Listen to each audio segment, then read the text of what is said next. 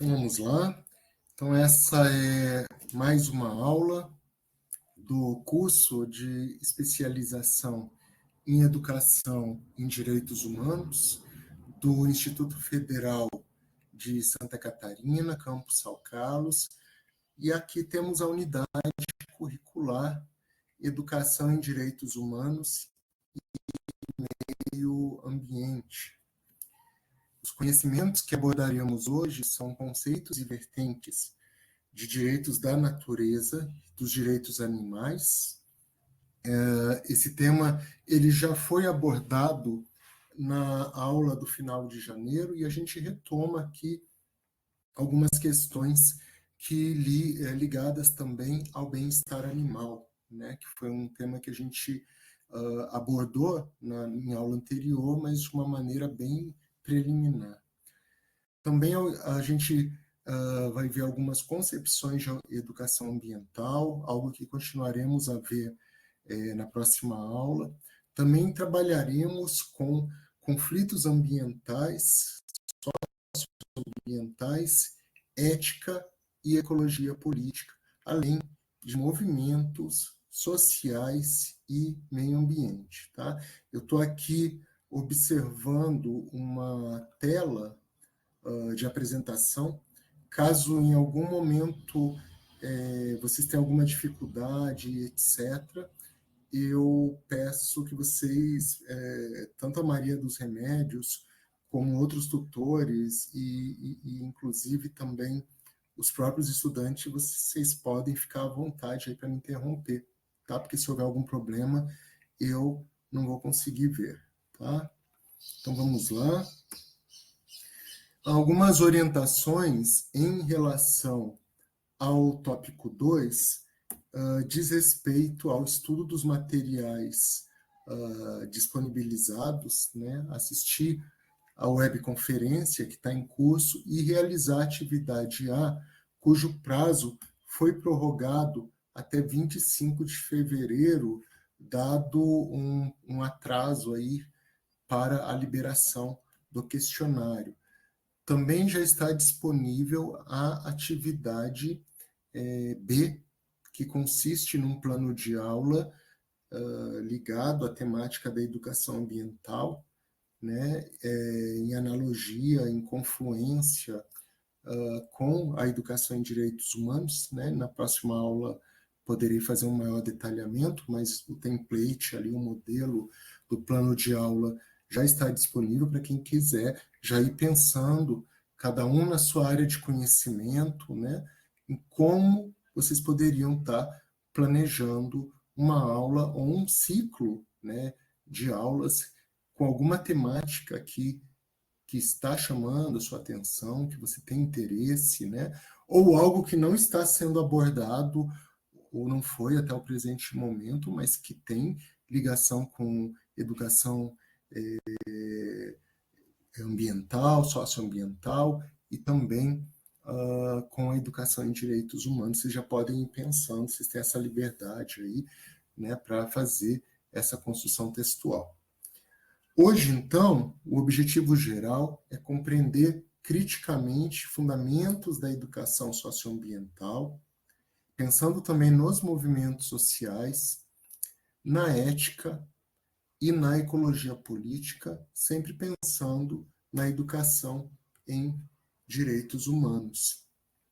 Especificamente, o objetivo dessa aula é compreender e distinguir elementos fundamentais da educação socioambiental, bem como articular conflitos socioambientais, ética e ecologia política, tendo em vista o papel sociopolítico dos movimentos sociais ligados ao meio ambiente, né? De modo assim bastante conceitual, mas para a gente ter os recursos aí que nos permitem analisar o atual cenário aí que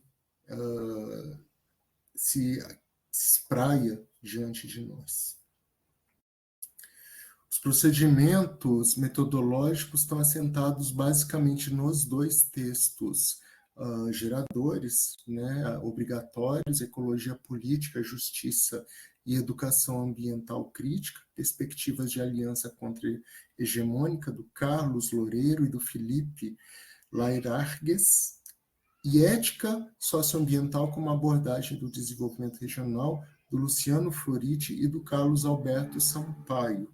Também abordaremos aí, de uma maneira não central, mas resgataremos o texto complementar sobre os direitos dos animais, uma abordagem incrementadora, e também um texto sobre racismo ambiental, né? Na verdade, os textos não serão diretamente abordados, mas a gente vai abordar os temas aqui, né, que são trazidos à baila nesses textos. Bom, a gente começa então pelo texto Ecologia Política, Justiça e Educação Ambiental Crítica, Perspectivas de Aliança Contra-Hegemônica, do Carlos Loureiro e do Felipe Lairargues. A gente vê, então, tem uma imagem aqui que mostra uma manifestação, né, ocorrendo aí em plena Avenida Paulista, né, e um cartaz aí de uma organização não governamental famosa, né, globalmente famosa, justamente chamando a atenção para o fato de que sem a Amazônia não há clima, né, para a importância global desse bioma para a manutenção dos fluxos naturais climáticos da nossa biosfera, né? Então, alguns conceitos chaves para a análise desses textos estão relacionados à ecologia política, à justiça ambiental e à educação ambiental crítica. Então, é importante a compreensão, segundo os autores, desses conceitos de modo confluído, ou seja, articulado, já que nos três movimentos, o de educação ambiental crítica, o de justiça ambiental e da ecologia política, ocorre um processo argumentativo contínuo de ressignificação ideológica da questão ambiental. Essa articulação conceitual, ela vai de encontro, ou seja, ela vai agir, vai atuar como um contraponto às interpretações hegemônicas do senso comum, que servem aos interesses dos grandes grupos, das classes dominantes, das grandes empresas, das grandes corporações, dos detentores do poder econômico, e que também tem um papel fundamental no jogo de xadrez geopolítico contemporâneo, né? Então, esse contraponto em relação a essas interpretações hegemônicas do senso comum, que é justamente sobre aquele senso comum que se constrói sobre o fenômeno socioambiental.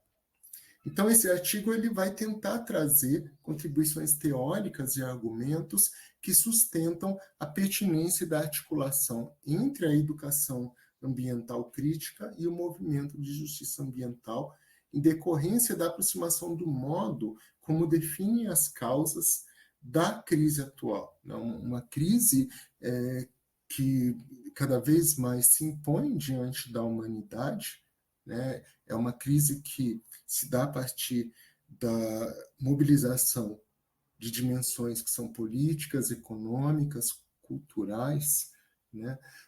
Ecológicas, diante de um modelo de desenvolvimento que está literalmente exaurindo os recursos naturais da Terra, da qual nós fazemos parte, né?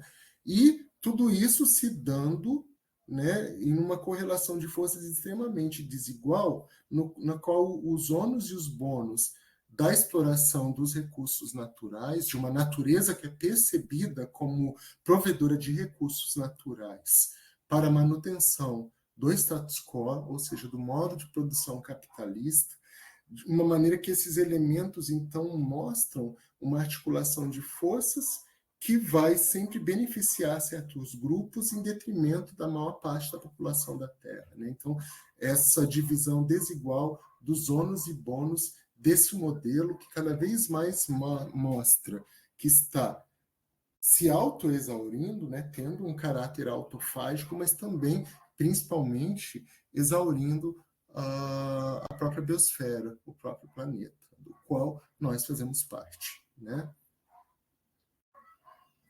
E é importante entender, né? Então, com certeza vocês perceberam isso na leitura desse artigo, né?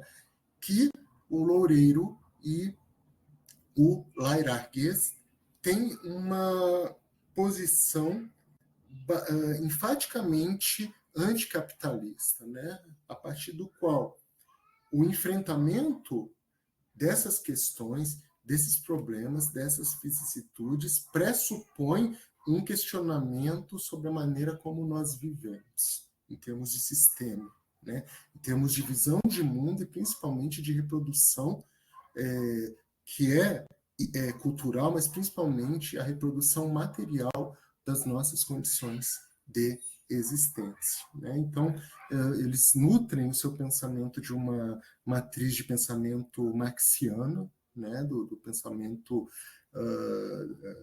destilado do materialismo histórico dialético, e aí farão uma defesa bastante contundente a partir desse campo de pensamento de seus argumentos. Aí eles vão trabalhar com conceitos, né, como o de ecologia política, que teria surgido a partir dos anos 1960, né, no esteio de grandes transformações, lembrando que os anos 1960, os anos 1970 são marcados por profundas transformações, por processos revolucionários de questionamento, né, e da proposição de novas formas de existência e de relação dos seres humanos entre si e também em relação ao meio ambiente, né? Então, a gente vai ter o surgimento de uma ecologia política na qual agentes sociais com diferentes e desiguais níveis de poder e interesses diversos demandam, na produção de suas existências, recursos naturais em um contexto ecológico, disputando-os e compartilhando-os, né? Então, é necessário se pensar nesses movimentos que surgem a partir de uma relação entre o meio ambiente e a estrutura socioeconômica, não que necessariamente esses movimentos vão questionar essa estrutura socioeconômica, né? Muitas vezes isso não vai acontecer, mas é necessário entender uma conjuntura que existia naquele momento histórico a partir da qual essa ecologia política, bem como os movimentos sociais dela provenientes, vão surgir. Então, também, uma parte dessa ecologia política, desses movimentos, vão fazer uma crítica ao modelo capitalista de exploração dos recursos naturais, né? Então, seja uma crítica mais contundente ao modo de produção, ao modelo capitalista, seja o surgimento de grupos que demandam uma relação mais harmônica entre seres humanos e meio ambiente, e muitas vezes uma tentativa de uma harmonia com o próprio modo de produção capitalista, seja a maneira como surgem esses questionamentos, essas demandas, né, a gente vai vendo aí se constituindo uma preocupação, né, que surge principalmente nos países, num primeiro momento, industrializados, mas que vai se espalhar por diversas partes do mundo, uma preocupação em relação uma explicitação de uma preocupação ambiental, né? Bom, a ecologia política, em resumo, ela vai focalizar a atenção nos modos pelos quais agentes sociais, nos processos econômicos, culturais e políticos institucionais, disputam e compartilham recursos naturais e ambientais e em qual contexto ecológico tais relações se estabelecem, né? Então, começa a construir um questionamento e uma arena, um campo de discussão e de disputa que vai levar uma série de fatores que devem ser considerados para a compreensão dos problemas ambientais. E aí, esse cenário, a partir dele, desse campo de disputa, vai emergir uma contradição central. Ela vai ser percebida a partir do quê, né? Como os autores vão colocar, Não seria exagero dizer que a ecologia política teve a capacidade de explicitar a grande contradição da contemporaneidade, cujo sistema sustenta um adequado padrão de vida para alguns, né? Então, uma parte da população mundial tem se, desde então, se beneficiado de níveis de vida, de qualidade de vida, né, ao uso das benesses da produção material e da reprodução cultural da vida humana, como nunca, né?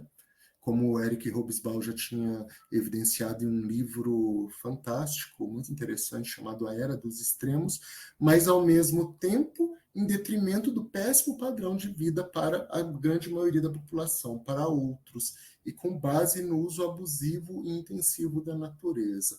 A natureza percebida como coisa, como recurso, em um processo de coisificação ou de reificação, como a gente vai ver no segundo artigo. Então, a gente tem uma exploração desigual dos recursos ambientais, né, e o impacto da acumulação de capital que vai, digamos assim, incidir sobre a biosfera, sobre o meio ambiente. Né? Um modo de reprodução do capitalismo que se torna cada vez mais insustentável. Né? Todo esse processo de uma utilização irresponsável, imediatista e do meio ambiente, que é percebido como provedor de recursos naturais, tem se fortalecido nas últimas décadas com o advento do neoliberalismo. Né? Ele começa a se avizinhar ali no final dos anos 70, a gente já tem ali várias crises acontecendo em várias partes do mundo. Né? Nos anos 70 a gente tem a crise do petróleo, a gente tem crises políticas acontecendo no mundo todo, sobretudo aqui na América Latina. Né? A gente tem, por exemplo, a própria ditadura militar brasileira sendo colocada em xeque. E, ao mesmo tempo, os processos de democratização, eles vão, que venha à tona, né, que venha à baila, eles vão ter que lidar com justamente o que? Se existia, por exemplo, principalmente nos países desenvolvidos, um sistema de produção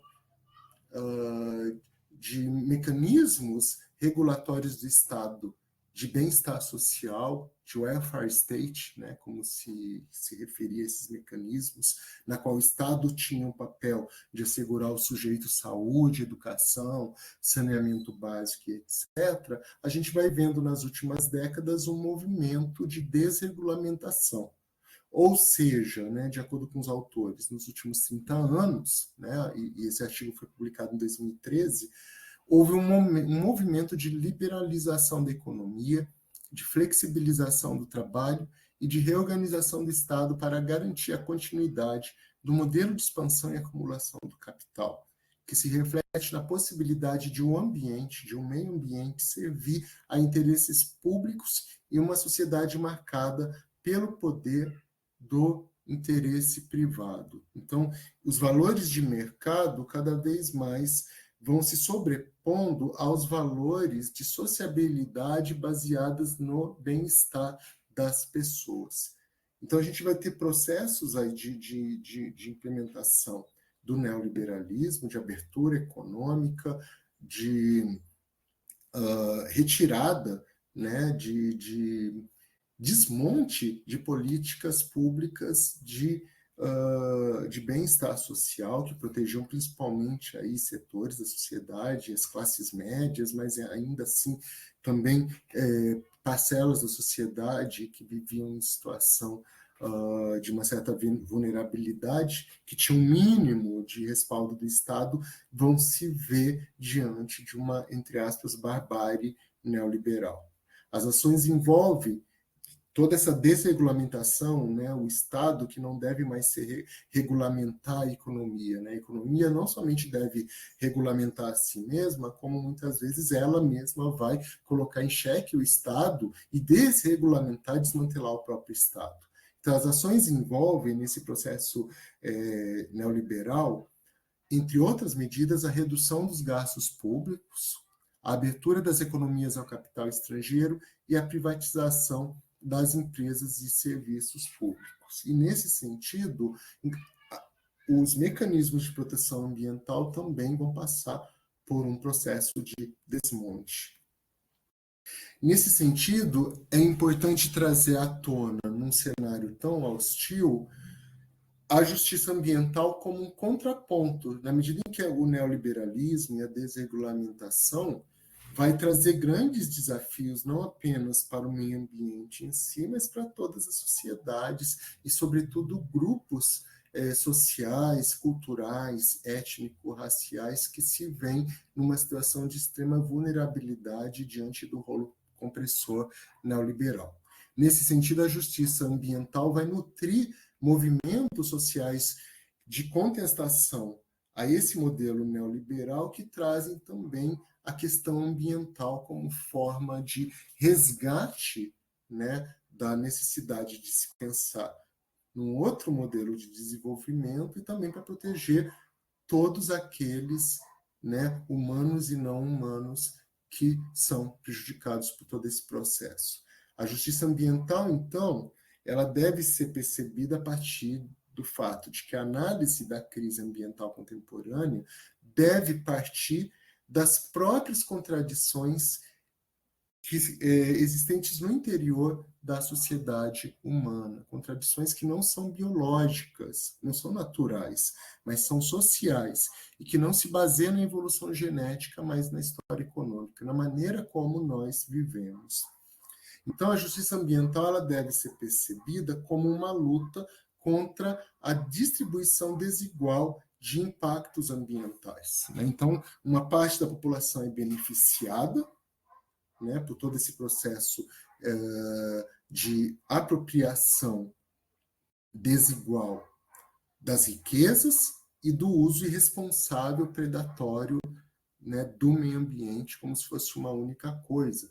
E as populações tradicionais, determinados grupos étnico-raciais, justamente vão enfrentar as consequências, né, que dizem respeito às péssimas condições de vida, de habitação, de saúde, as consequências sanitárias para essas populações, né, e aos seus modos e estilos de vida. E aí, num dos textos complementares, a gente vai ter a questão do racismo ambiental ligado às condições sanitárias das populações, né, de matrizes étnico-raciais que, de alguma maneira, não são contempladas, né, nesse processo. Aliás, são contempladas sempre e quando são, né, como mão de obra, como força de trabalho barata, e seus recursos, né, suas maneiras de vida, né, e toda a natureza na qual elas vivem vão servir aos interesses de manutenção dos privilégios dos grupos economicamente e também sociopoliticamente dominadores, né? Então, o racismo ambiental ele tem que ser compreendido nesse contexto de injustiça ecológica, de injustiça ambiental. E a justiça ambiental, ela justamente vai combater as situações em que na sociedade se destina a maior carga dos danos ambientais a grupos sociais de trabalhadores ou grupos étnicos que já são historicamente discriminados, entre outros segmentos em estado de maior vulnerabilidade social e econômica.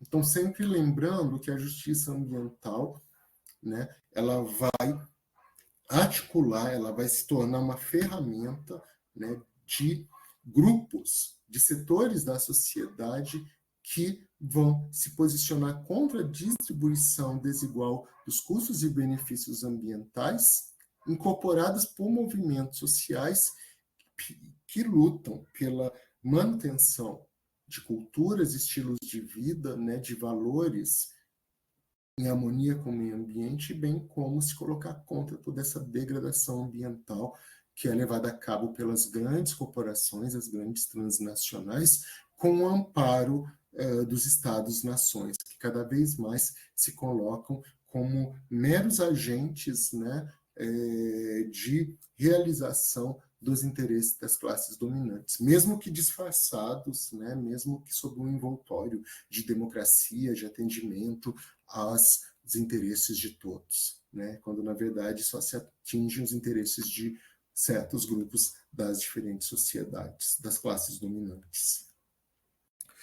E aí, os movimentos sociais ligados ao meio ambiente e ao resgate da justiça ambiental, eles têm suas origens nas classes médias europeias e norte-americanas, no qual o movimento ambientalista é identificado de modo mais imediato com as forças sociais que se configuram nessa fase de reorganização do capitalismo e as suas bandeiras, defesa dos valores ecologicamente adequados, da diversidade de expressões e a diversidade cultural, da tolerância, do zelo com o planeta.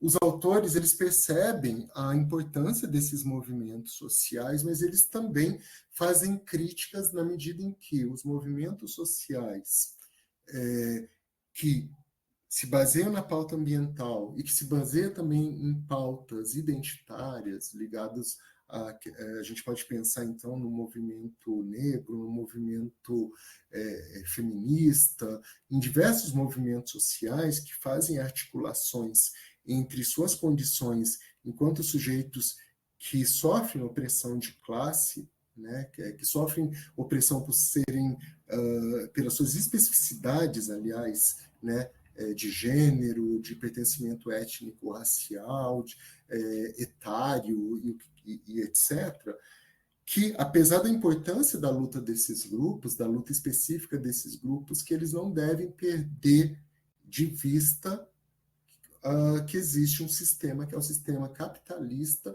que seria, antes de mais nada, o responsável por todas as formas, pela grande opressão e pela maneira, digamos assim, destrutiva e predatória que é imposta não apenas aos diferentes grupos sociais, culturais, étnico-raciais, de gênero, etc., sexualidade, etc., mas também a grande opressão que é advinda da manutenção do modo de produção capitalista. Então, deve-se lutar, sim, pelos direitos dos grupos minoritários, segundo esses autores, mas sem nunca perder de vista que a grande luta é contra esse modelo de sociedade, o próprio sistema, né? Então, é necessário que os chamados novos movimentos sociais, que têm incorporado as lutas identitárias, a pauta identitária e a pauta ambiental, não perca a dimensão de classe. Quando eu falo de classe social, né, eu estou pensando nas grandes classes sociais. A gente pode até resgatar aqui a divisão do materialismo histórico dialético clássica, né, que vai dividir a sociedade basicamente entre os detentores dos meios de produção e aqueles que têm a sua força de trabalho explorada. A gente pode pensar em burguesia, em proletariado, classes dominantes e classes dominadas. Então, a gente não pode perder essa dimensão de classe, né, dentro dessa estrutura capitalista. Reconhecer que algo é determinante não significa estabelecer uma hierarquia entre o que é mais ou menos importante. E o que ele está chamando a atenção aqui ao citar o Lukács? Está chamando a atenção para o fato de que todas as lutas são importantes, só que existe um fator determinante, que era e continua sendo um modo de produção capitalista que estabelece como prioridade a acumulação de riqueza e não a satisfação das necessidades vitais das pessoas. Tá? E aí vem o papel da educação ambiental crítica. Né? Qual que é o papel da educação ambiental crítica nesse contexto? É justamente efetuar uma consistente análise da conjuntura complexa da realidade, a fim de ter os fundamentos necessários para questionar os condicionantes sociais historicamente produzidos que implicam a reprodução social e geram a desigualdade e os conflitos ambientais. Aí a educação ambiental crítica, ela vai ser concebida sempre a partir de uma relação entre a educação e a transformação social. Então, pensar a sociedade em todos os seus aspectos econômicos, culturais e ambientais, ou ainda socioambientais, pensando numa mudança, numa transformação, em ruptura, né? Não se usa esse termo explicitamente, mas dá para pensar em processos revolucionários também, né? A partir da educação. Não que os autores digam que a educação vai ser suficiente, em nenhum momento é dito que a educação por si só, mesmo uma educação ambiental crítica, é suficiente para a ruptura na maneira como se dá o encadeamento das forças produtivas capitalistas, mas que ela teria um papel fundamental no questionamento do sistema e na proposição de novas formas de sociabilidade e de existência e de relação entre o ser humano e o meio ambiente do qual ele faz parte. E aí os autores, eles resgatam a influência de Paulo Freire para a constituição de uma educação ambiental crítica. A educação ambiental no Brasil se volta, sim, para a formação humana, para a formação política. Então, essa educação ambiental crítica que vai se formar e vai se fortalecer também com movimentos de democratização no Brasil, né, justamente depois de décadas de nós passarmos pela autocracia militar, a gente vai ter uma educação ambiental que se volta no nosso país para a formação humana, para a formação política. Objetivamente, isso significa dizer que o conceito central do ato educativo deixa de ser a transmissão dos conhecimentos, aquela educação bancária que o Paulo Freire sempre criticou, porque isso não vai ser suficiente para gerar, para constituir um sujeito ético, né, que se comporta corretamente. Porque é necessário a gente sempre pensar, a partir da perspectiva freiriana, uma educação baseada na junção da teoria e da prática, né, sempre acontecendo de modo correlacionado, né, uma praxis educativa a partir da indissociabilidade dessa teoria e prática na atividade humana consciente de transformação do mundo e de autotransformação que ganha a devida centralidade. Então, para esses autores, não dá para pensar em educação ambiental crítica sem pensar na proposição formativa freiriana. Isso implica favorecer a contínua reflexão das condições de vida, na prática concreta, como parte inerente do processo social e como elemento indispensável para a promoção de novas atitudes e relações que estruturam a sociedade. Logo, ao se dar destaque à praxis educativa crítica e dialógica, é preciso estruturar processos participativos. A população tem que participar, sobretudo a população que é mais desfavorecida dentro dessa correlação de forças, né? Aí a importância dos movimentos sociais, a importância dos grupos historicamente discriminados, segregados e etc., participarem, né, desses processos formativos, né? Estruturando processos participativos que favoreçam, então, a superação das relações de poder consolidadas e garantir o direito da cidadania. Principalmente, repetindo, daqueles que se encontram em situação de maior vulnerabilidade socioambiental. Então, os autores, eles vão trazer aqui 3 abordagens da educação ambiental para distingui-las dessa educação ambiental crítica, né? Então, a gente vai ter o que eles vão chamar de educação ambiental conservacionista, né? Então, ela vai focar em quê? Na preservação da natureza, sem conexão com questões sociais. A gente pode lembrar nos escritos aí que vão se nutrir na obra de Lucier Salvé, né, que vai criticar justamente quando a gente analisou as representações sociais dos professores, essas concepções naturalistas da natureza. Vamos salvar a natureza, vamos amar a natureza, vamos respeitar a natureza, né? Mas sem contextualizar essa defesa, essa preservação com todos os fatores, as dimensões sociais, que são econômicas, que são culturais, que são políticas e etc., né? Ou seja, sem se pensar que a educação ambiental tem que ser percebida sempre no âmbito, né, sistêmico, do qual nós fazemos parte. Bom, uma outra abordagem da educação ambiental é a chamada pragmática. Aí o que vai acontecer aqui? Uma forma de ajustamento da educação ambiental ao contexto neoliberal de redução do Estado. Aí o que vai acontecer? A gente vai ver a emergência do conceito de desenvolvimento sustentável, né?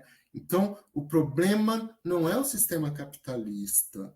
O problema é que as empresas e os indivíduos, né, e também tanto na abordagem conservacionista como aqui nessa pragmática, você vê também que muitas vezes, né, o indivíduo aparece como alguém que deve ser responsabilizado, né, por problemas que são estruturais. Na abordagem pragmática, sim, se coloca que as empresas, as grandes corporações, as pequenas empresas, as grandes transnacionais, todos têm uma responsabilidade. Mas a responsabilidade é de gerir de modo apropriado a natureza que é concebida como recurso natural. Então, o problema não está no sistema capitalista, o problema está na maneira como se produz, na maneira como os recursos naturais são geridos, na maneira como os resíduos são tratados, produzidos, né? Desde que tudo seja feito de uma maneira tecnicamente apropriada, né? Como se a natureza fosse uma grande empresa que pudesse ser administrada, então a gente pode ter a sustentabilidade.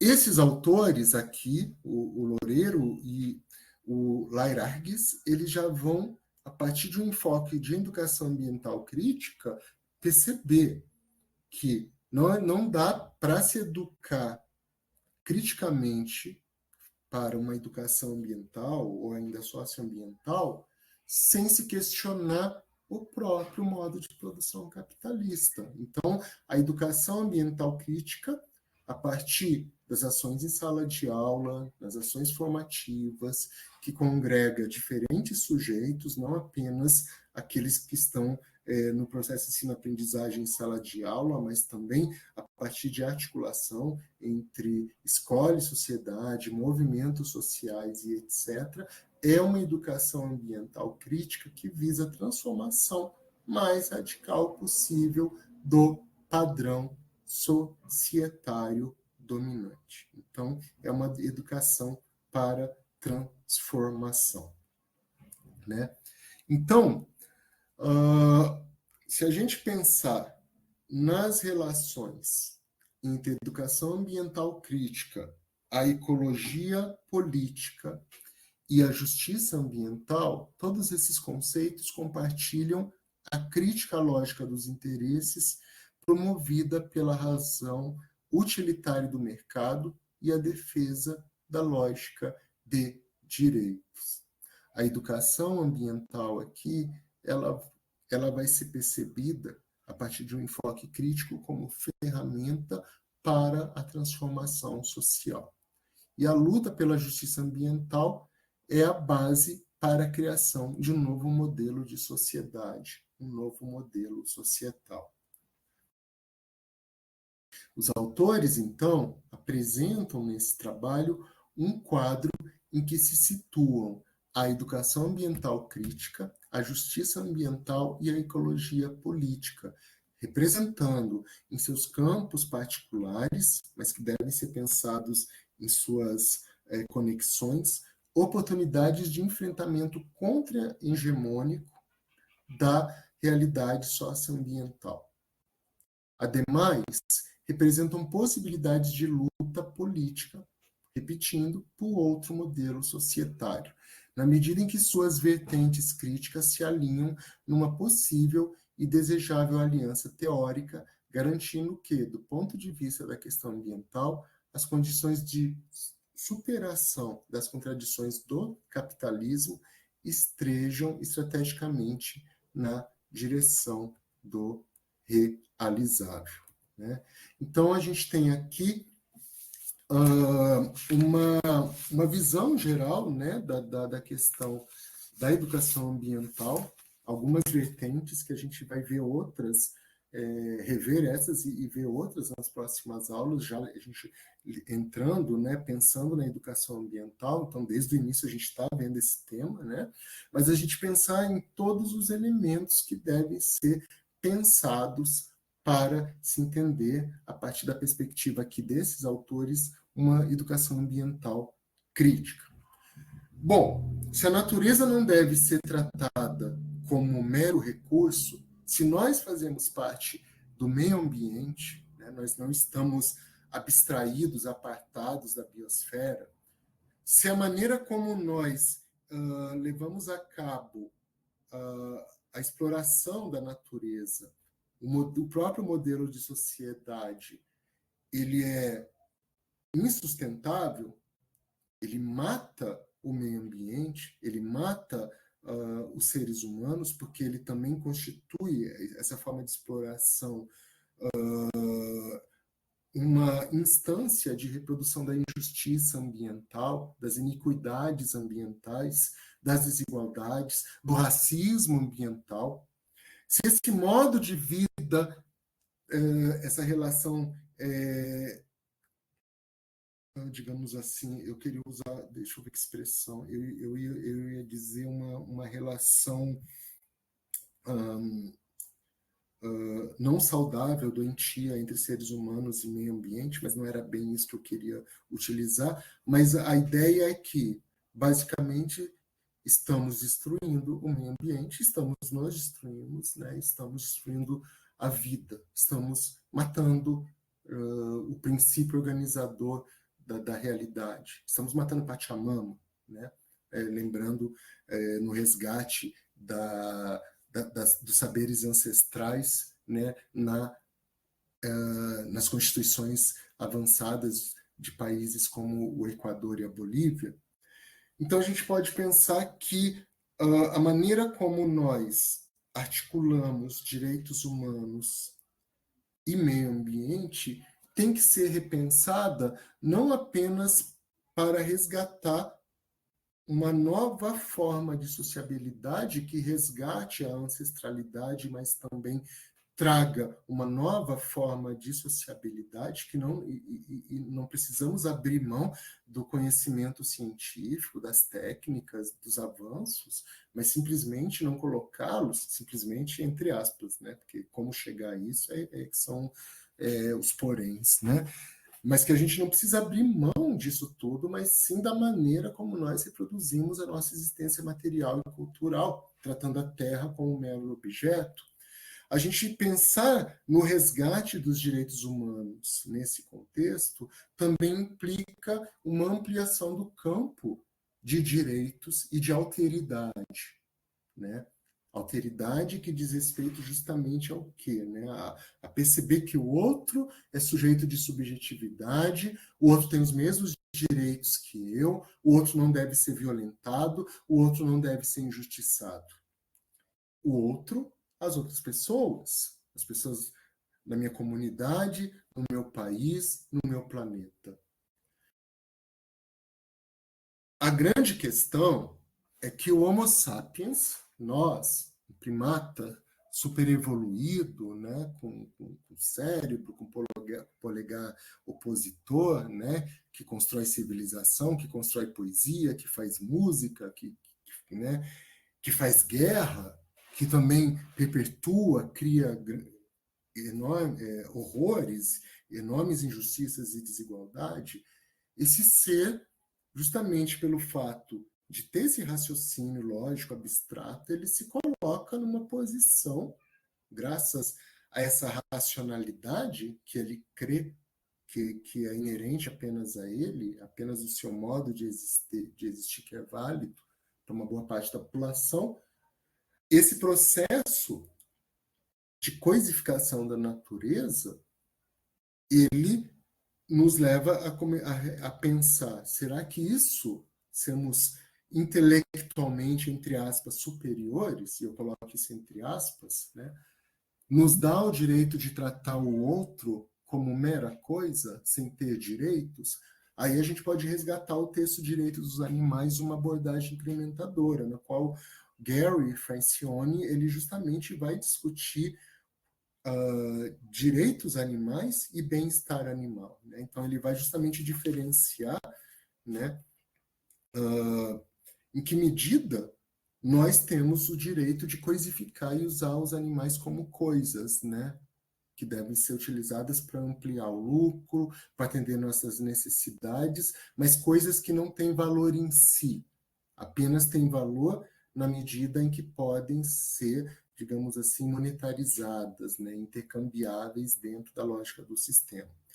E ele justamente vai fazer uma discussão bastante interessante entre a diferença do bem-estar animal, então o manejo animal, a criação de animal, a utilização de animais para fins de alimentação, de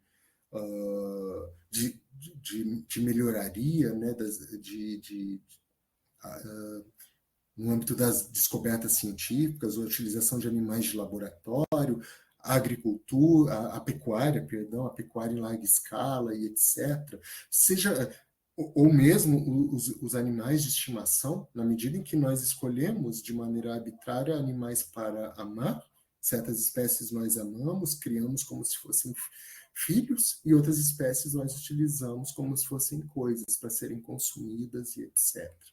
Então, ele vai justamente, esse autor, fazer uma discussão diferenciando o bem-estar animal, cada vez mais em voga, né? Então as grandes empresas cada vez mais preocupadas, né, em criar os animais, em abater os animais de maneira humanitária, colocando selos de bem-estar animais em pacotes de frango, de carne bovina, de carne suína e etc., fazendo com que as pessoas se sintam com a consciência tranquila. Não? Esses animais foram criados, manuseados e abatidos de modo humanitário, com pouco ou sem sofrimento, ou os produtos, medicamentos e cosméticos que são realizados aí com um mal-estar mínimo dos animais, ou muitas vezes sem que se utilizem esses animais.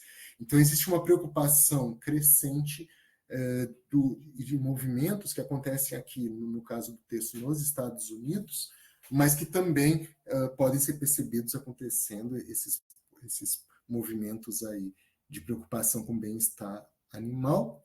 E existem também movimentos que dizem que são, digamos assim, mais radicais, né, no sentido do Paulo Freire, né, que associa o radical a algo que vem de raiz, de essência, que justamente defende a ampliação de certos direitos, né, de direitos fundamentais, de direitos básicos, que devem ser estendidos para os animais, né? Que não podem ser mais tratados como coisas, né? Alguns direitos básicos. Não seriam direitos que iriam nos colocar em pé de igualdade com os animais, né? Porque essa noção de abolição de qualquer direito de tratar os animais como se fossem propriedade para o autor, embora desejável, não pode ser feita de uma hora para outra, daí ele vai defender uma abordagem incrementadora, que alguns direitos podem ser paulatinamente conferidos aos animais, né, na medida em que eles possam, digamos assim, que os abusos, né, a utilização reificadora, coisificadora, seja paulatinamente deixada de lado, sendo retirada. Então, existe essa defesa, né, de uma abordagem incrementadora a partir dessa percepção de que nós não temos o direito de usar os animais como se fossem coisas. É uma discussão bastante interessante, né? Então, inclusive, daqui a pouco a gente vai ter o nosso momento de debate, né? Então, se as pessoas quiserem também trazer destaques e etc. Então, aqui foi um apanhado bem geral do texto do Gary Francione, né? Mas a gente pode estar discutindo mais sobre isso depois. E também a gente pensar na continuidade dessa apresentação a partir do segundo texto obrigatório da aula de hoje, que é Ética Socioambiental como abordagem do desenvolvimento regional, né? Do Luciano Floriti e do Carlos Sampaio. O que esses autores objetivam aqui? Dialogar a respeito do desenvolvimento regional, confrontando a partir da explicitação de categorias da ética socioambiental. trata-se de uma pesquisa exploratória e eles vão fazer uma análise de 2 casos no estado de Santa Catarina, na qual a confluência de processos produtivos, de configurações socioculturais e na ocupação do território vão criar o que é chamado de regionalização. E aí vão ser analisados 2 casos aqui, em 2 partes, né, em 2 espaços geográficos aqui no estado de Santa Catarina. Né? Ou seja, essa pesquisa justamente vai pensar e colocar em xeque o próprio conceito de desenvolvimento, né, e de desenvolvimento regional. Aí, primeiro, ele vai pensar, os autores vão pensar, de um modo geral, no conceito de desenvolvimento.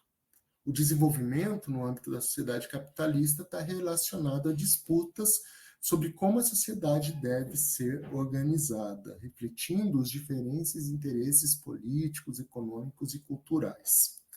Então, pensar o desenvolvimento é se confrontar com as concepções de sociedade que presumem ter forma de atender necessidades coletivas. Então, também existe aqui um discurso, uma disputa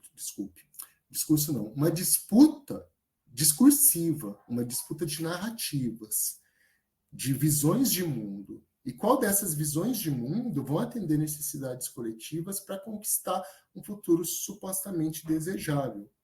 O problema é que a gente está numa sociedade patriarcal, heterocisnormativa, capitalista, né?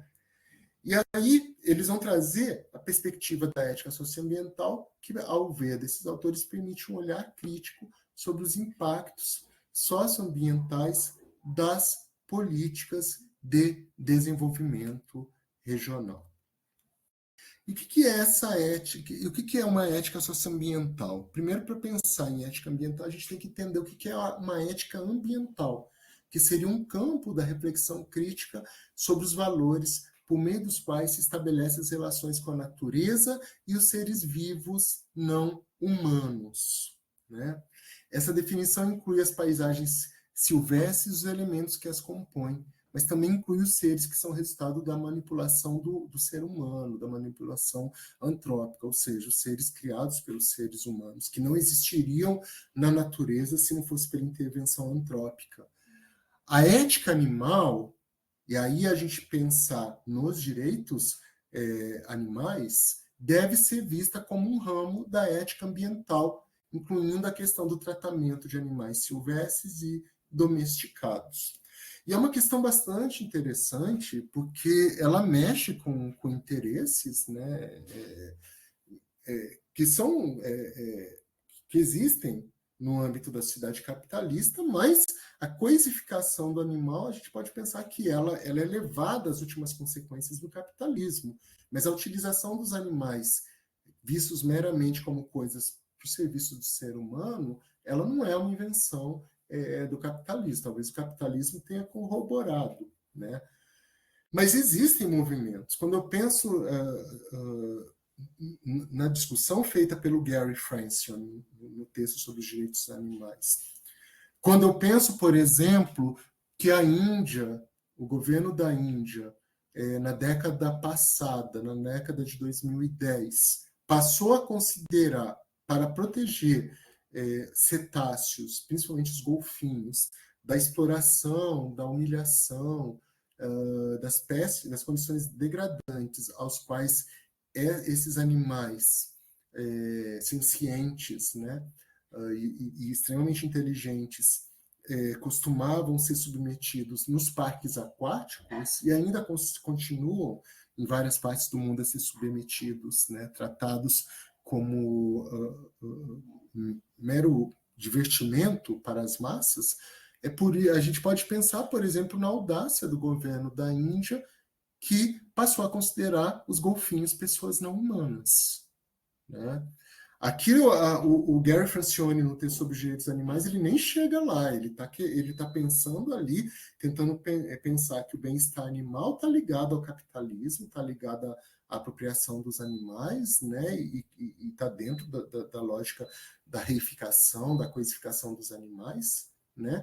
Ele está pensando nos direitos animais que seriam paulatinamente construídos a partir de uma abordagem incrementadora. Mas a gente já vê uma sociedade como a Índia, que é uma sociedade bastante desigual e contraditória, mas que também ousou trazer esse novo elemento para o debate. Então, já existe um país, e um país que tende a ter uma voz cada vez mais ativa no cenário global, já que é uma potência emergente, né, que passou a considerar golfinhos pessoas não humanas. Né? Então, a gente pode pensar que o século XXI nos trará muitos desafios, né, em relação ao meio ambiente, as questões socioambientais que têm que contemplar os direitos animais. Né?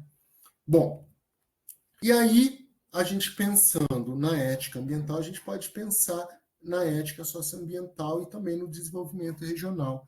A ética socioambiental, então, ela vai integrar as preocupações ambientais e sociais nas análises de desenvolvimento. Não é que a ética ambiental não fazia isso, mas a ética socioambiental, ela vai se constituir como um campo de reflexão que vai justamente fazer a interface entre a ética ambiental e os estudos sociais das iniquidades, das injustiças ambientais, por exemplo, que fomentam o racismo ambiental, por exemplo. A partir de uma construção que é econômica, mas que também é cultural, que vai justamente marginalizar os povos originários, certos grupos étnico-raciais, né?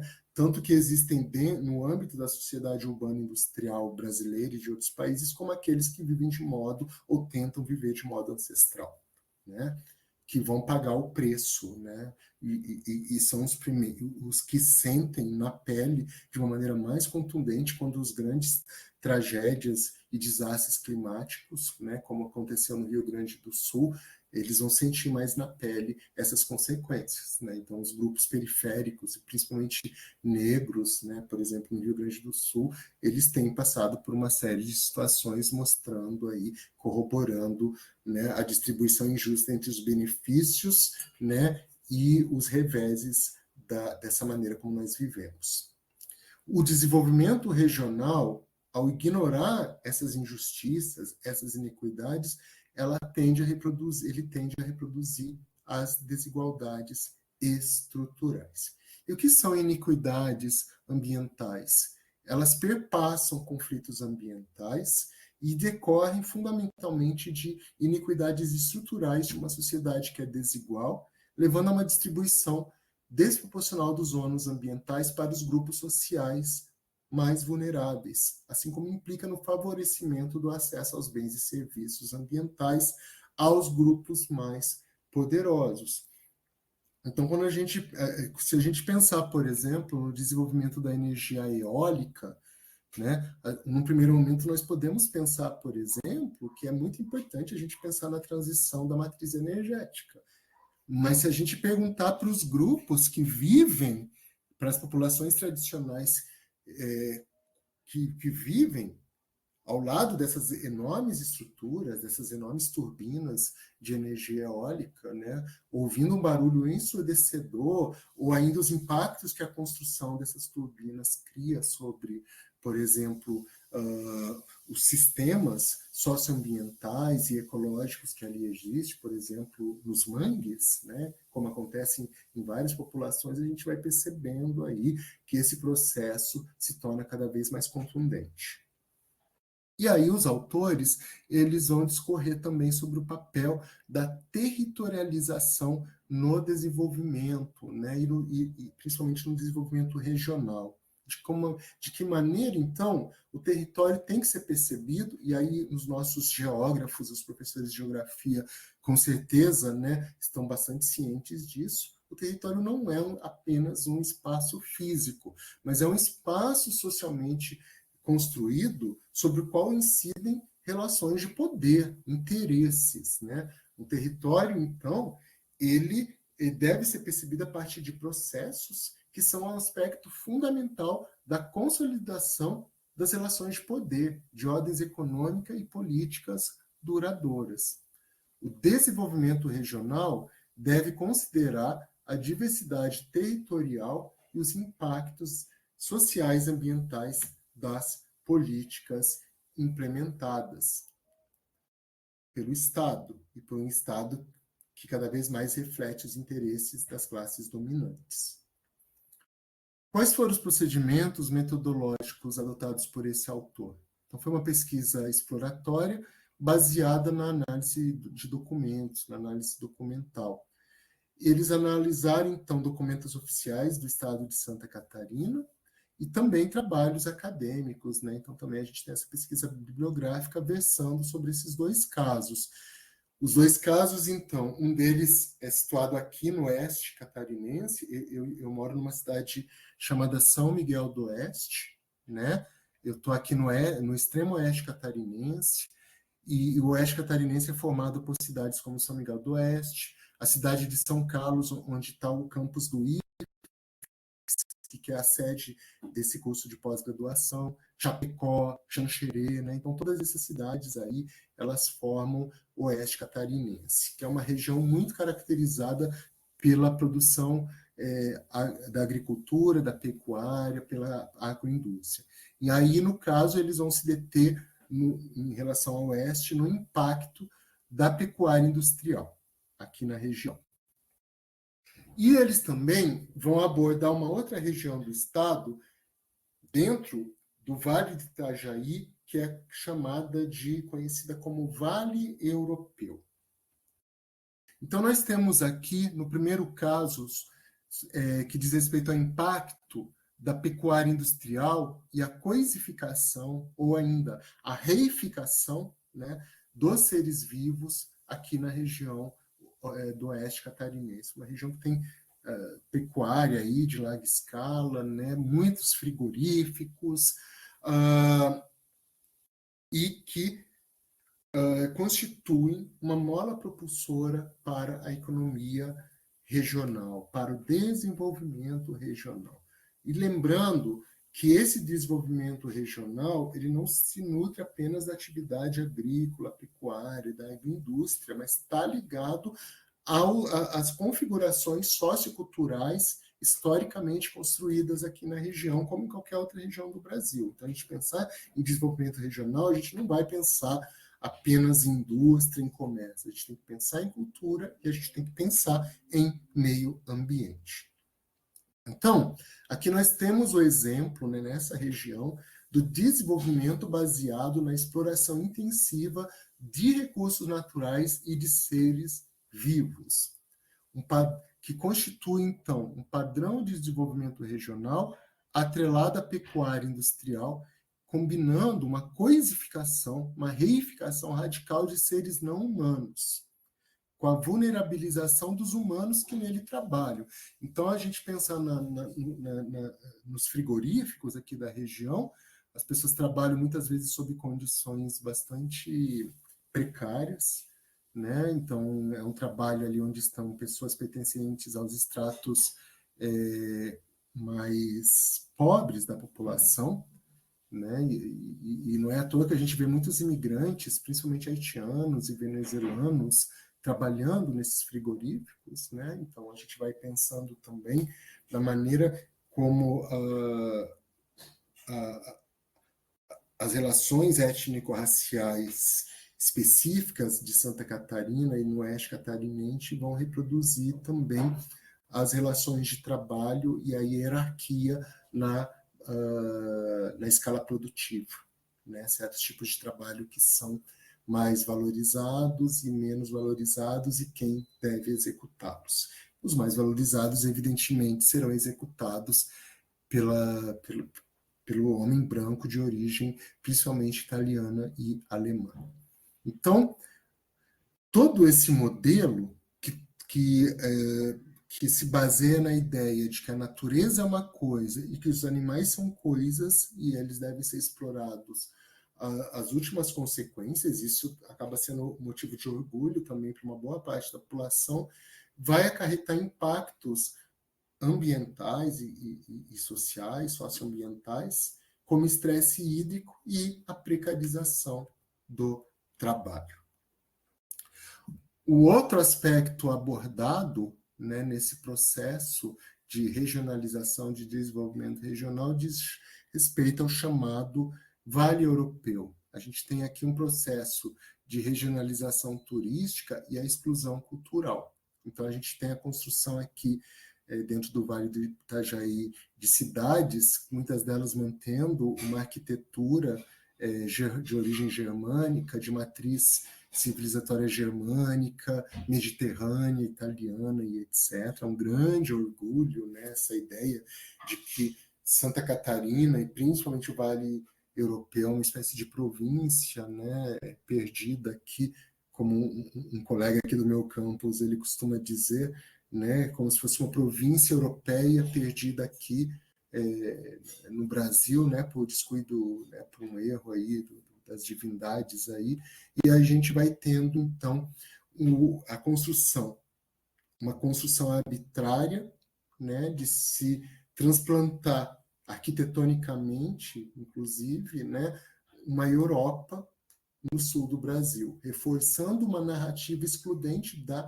identidade local, né? Então, Santa Catarina foi construída por alemães, italianos e também a colaboração de ucranianos, poloneses e etc., mas principalmente os italianos e alemães.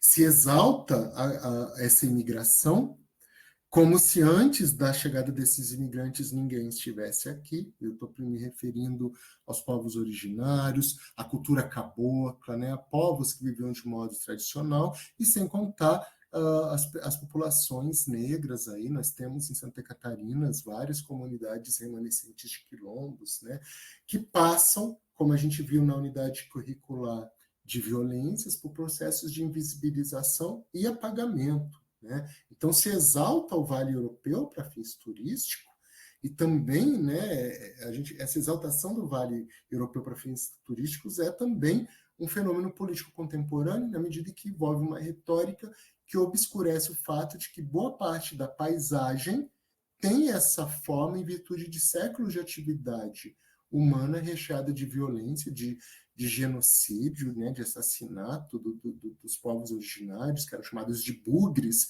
pelos colônios, né, e a arbitrariedade de transformar todo o meio ambiente, né, sem se levar em consideração, né, a reprodução, a manutenção da ecologia regional, né, da maneira, da configuração como se dá a biosfera aqui na região.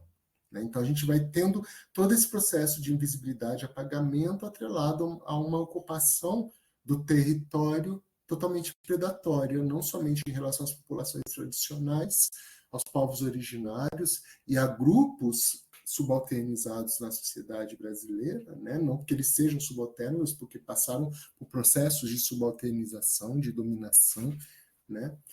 E, ao mesmo tempo, você vai tendo aí povos como os caigangues, como os laquilanos, xoquilengues, que vão tendo a sua história invisibilizada e muitas vezes apagada por um modelo violento de desenvolvimento. Então, a gente vai construindo cada vez mais um modelo hegemônico de regionalização que ignora as desigualdades, as iniquidades, as injustiças ambientais e socioambientais. E a gente vai tendo, então, a percepção de que a territorialidade e a cultura urbana industrial capitalista vão, nesse contexto aqui de Santa Catarina, mas a gente pode pensar no Brasil e numa boa parte do planeta de um modo geral, a enxergar a natureza e o não humano a partir de uma perspectiva meramente instrumental, né? Então, discutir direitos animais, ainda se consegue uma brecha para discutir o bem-estar animal, mas lembrando, o bem-estar animal é aquela ideia de que os animais têm que ser bem tratados, mas eles são coisas, né? E esse bem-estar animal sempre está atrelado ao bem-estar humano, né? Então, só os humanos têm seus direitos. Então, pensar em direitos animais dentro desses processos de regionalização, de desenvolvimento regional, se torna uma tarefa hercúlea, né? Porque a reificação ela vai acontecer de uma maneira transcendental, né? Dentro desse modelo. Então, por isso, o não humano e a natureza são percebidos como meras coisas a partir de uma abordagem meramente instrumental. São coisas, são instrumentos, são recursos naturais e podemos fazer o que bem entendemos com eles. Então, há necessidade de uma abordagem que respeite as diversidades culturais e ambientais. Daí, no outro texto, o papel da educação ambiental crítica nesse contexto, de nós levarmos para os nossos estudantes, em sala de aula ou em outros locais onde se dá o processo formativo, lembrando que não é só na escola e não é só entre professores e estudantes, né? A educação ela deve ser pensada em espaços cada vez mais amplos, dialogando com os movimentos sociais, dialogando com as diferentes valorações que existem sobre o ser humano e sobre o meio ambiente, né? Que tem muito a nos ensinar. Né? Inclusive, essas valorações que estão fora desse espectro ocidentalista, eurocêntrico, da branquitude, etc. Então, se pensar nesses processos dialógicos, de discussão, de problematização, sempre de um modo sistêmico, pensando que tudo isso faz parte de uma estrutura, e uma estrutura que se coloca como sustentável, mas que também se mostra cada vez mais sustentável. Como manter? É possível pensar, aí uma provocação, pensando até no artigo anterior, em sustentabilidade dentro do capitalismo? O capitalismo é sustentável para o meio ambiente, para a natureza, para os seres humanos que fazem parte dessa natureza, mesmo que eles não se vejam assim? É uma provocação. Tá?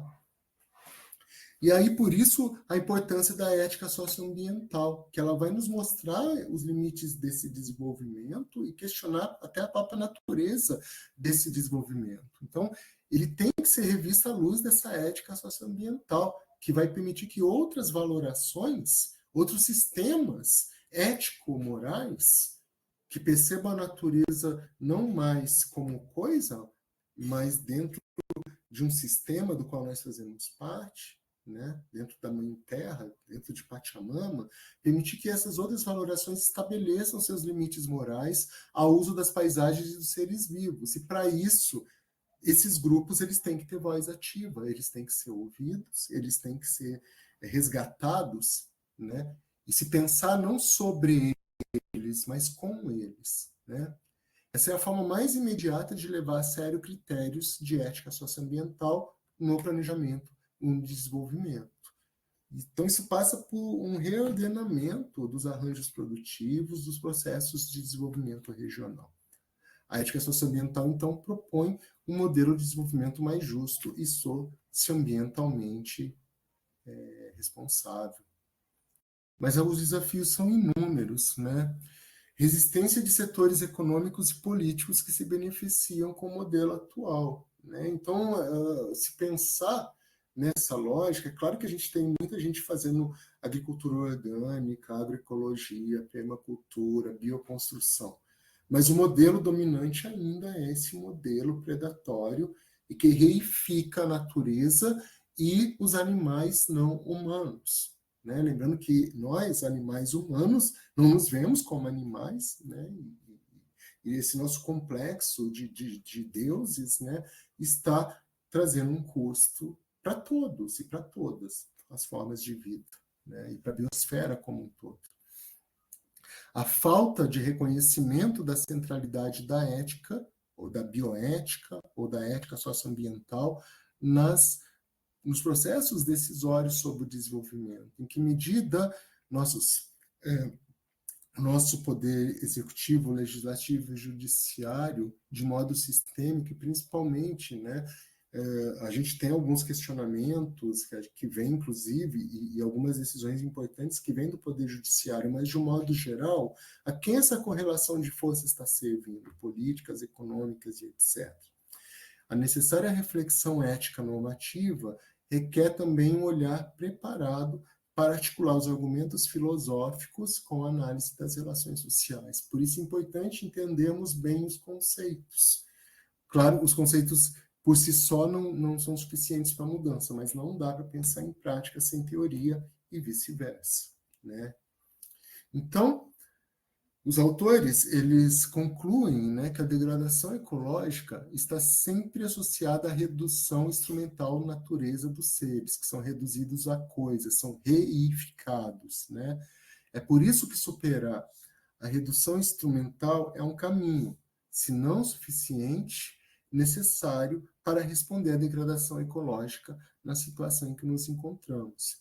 Permitir que essas outras valorações, né, de outros grupos, né, de outras matrizes culturais, civilizatórias, de outras formas de sociabilidade, e não apenas essa lógica ocidentalista, eurocêntrica, capitalista, cis-heteronormativa, mas principalmente capitalista, dê as cartas. Né?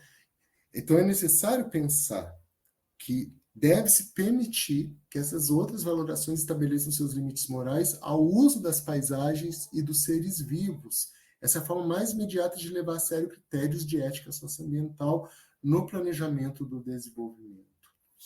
É por tudo isso que a consciência ecológica precisa de uma leitura territorial, que é justamente o que é ignorado pelos discursos exclusivamente técnicos e pelo senso comum ecológico. Essas são as referências utilizadas para esse momento aí. E aí, só um minutinho que deu uma travada aqui. Voltou. E aí agora, assim como na última aula, né, seria o momento da gente tá fazendo aí a discussão, né, para que vocês possam se manifestar. Aqueles que quiserem podem colocar reflexões, eu vou ler algumas aqui que já foram feitas, e aqueles que quiserem também ligar o microfone, ligar a câmera, né? Então, agora eu já falei muito, e tentando, vamos fazer aí uma discussão, um debate, etc. Tragam suas colocações, né? Eu gostaria só de ouvir, né? Não só, né? Claro que eu vou conversar também, mas gostaria de ouvir o que vocês têm a dizer agora. Então, fiquem à vontade, como a gente fez há 15 dias.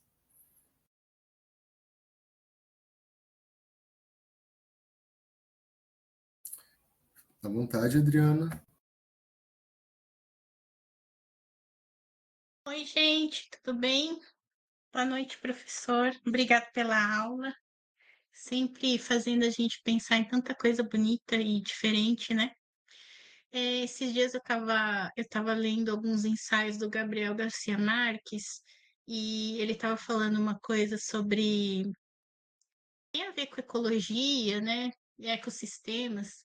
E aí ele fala que quando a pessoa imigra, é uma grande violência, porque a pessoa que sai do seu lugar de origem, ele passa por um sofrimento muito grande, e tem a ver com o que está acontecendo nesse momento tão tenebroso. E aí ele fala assim que é essencial que essas pessoas possam se reconectar com o seu meio ambiente, para elas se sentirem gente, né? E eu achei assim fantástico o resumo que ele fez sobre a violência da gente precisar sair de um lugar para outro para poder ter melhores condições de vida, que no final de contas isso não acaba acontecendo, porque outras violências maiores, menores, mais contínuas acabam acontecendo. Então, entender que essa coisa de preservar o meio ambiente não é só para os animais e para as plantas, né? É para a gente também, né? Enquanto ser humano. Que bom seria que a gente não precisasse sair do nosso solo materno, da nossa língua materna, para ter melhores condições de vida. E como que a gente pode trabalhar isso com os alunos, no sentido de falar sobre xenofobia, né? De fazer eles entenderem que esse movimento humano, ele não é uma coisa que é uma escolha, né? Trata-se de uma necessidade. Mas a partir da onde? De qualquer forma, todo mundo sai do seu lugar de origem, seja do interior para a capital ou da capital para o interior, a gente sempre está em busca daquilo que nos traz felicidade, sabe? E eu achei muito bacana essa aula que você falou hoje sobre todas essas coisas maravilhosas, mas eu acho que o ser humano ele é muito movido exatamente por isso, sabe? Porque ele é um ser natural. Então, é isso que eu queria compartilhar. Acho que é, é uma iluminação que eu tive a partir de outras literaturas, mas para a gente também entender que a gente é um ser natural, a gente está na natureza, e destruir a natureza é autodestruição, não tem outra forma de entendimento. É isso, a aula estava maravilhosa, professor, como sempre, obrigada.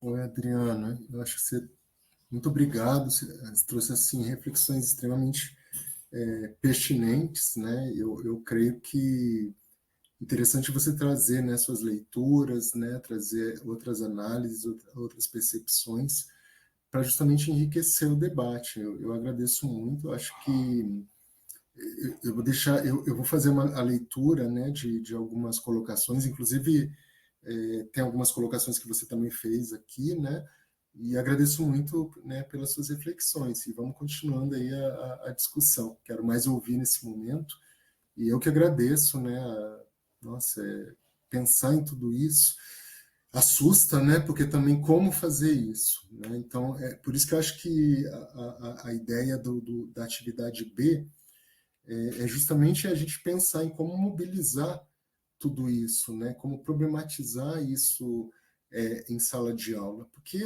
a escola por si só ela não vai resolver um problema estrutural.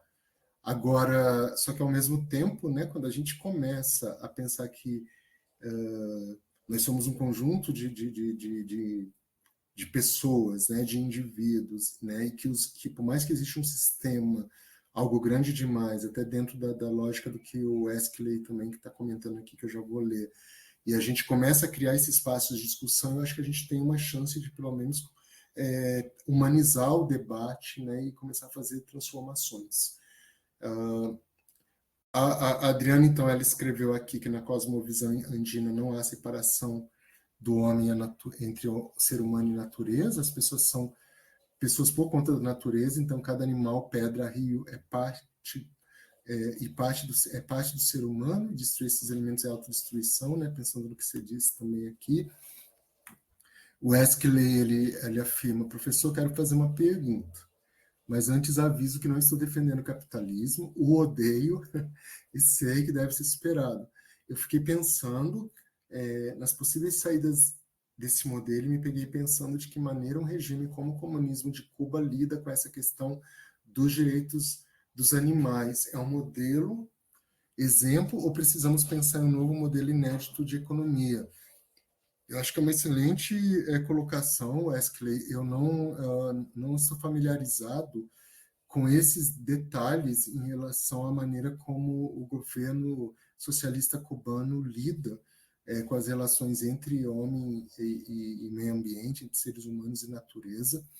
Não, eu precisaria pesquisar sobre isso, então o que você trouxe aí me mobiliza a aprender sobre o assunto, né? E também te convido a fazer essa pesquisa aí, a gente pode estar trazendo isso em um momento posterior, mas vamos dizer que a maneira como o chamado bloco socialista, que se aventurou pela aventura comunista e socialista, né, a maneira como esses modelos de alternativa societária vieram, né, a partir das grandes revoluções do século XX, não necessariamente que implicaram em se trazer um novo modelo de, de relação entre ser humano e meio ambiente. Então, será que a União Soviética era um exemplo, por exemplo, de cuidado com o meio ambiente? A gente teve Chernobyl, por exemplo, né? Mas mesmo se a gente pensar que esses intentos de superação, né, e a gente pode pensar que de fato não existiu o socialismo, o, capital, o comunismo, né? A gente pode pensar que o que aconteceu foram tentativas, intentos, né, nesse sentido. Isso não quer dizer que a gente não possa pensar em alternativas, né? Em alternativas que têm que ser pensadas levando em conta a questão ambiental. Não é que o marxismo não tenha abordado isso, mas correntes neomarxistas têm feito isso, né? Então, um autor que é citado no primeiro texto, é Estevan Messaros. Né? Estevan Messaros, ele tentou atualizar os escritos marxistas em obras, por exemplo, como Para Além do Capital, ou Socialismo ou Barbárie. E no Socialismo ou Barbárie, ele vai afirmar, por exemplo, no final dos anos 1990, na primeira década de 2000, né, foi nesse período que esse livro foi publicado, né,